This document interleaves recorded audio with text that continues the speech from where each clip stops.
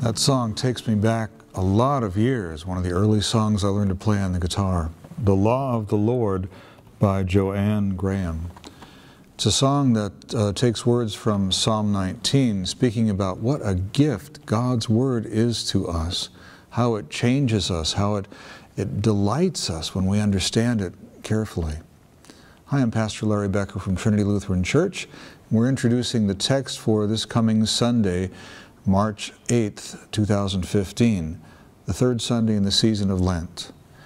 This Sunday, we're looking at three main texts: the Old Testament lesson from Exodus chapter 20, which is the Ten Commandments. Psalm 19 will be another primary text for us. And the gospel reading is from John chapter 2, Jesus' cleansing of the temple. They're all connected in an interesting way.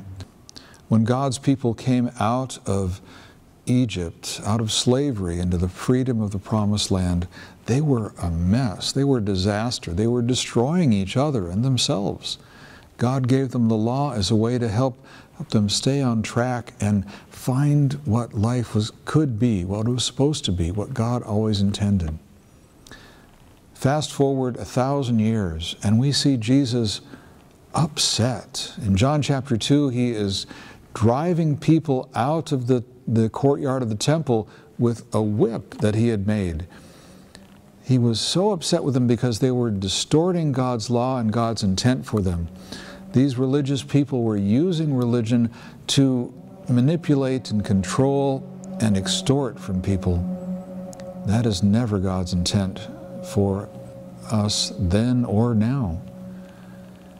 We invite you into the text for this week.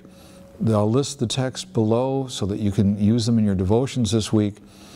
Read what God says in the law and the Ten Commandments. How many of you out there know by heart the Ten Commandments? I don't see that many hands out there. You should know them.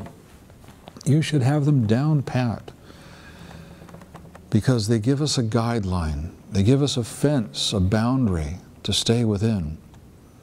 God's Word is pure and kind and just and good, and it calls us to live beyond what we could on our own.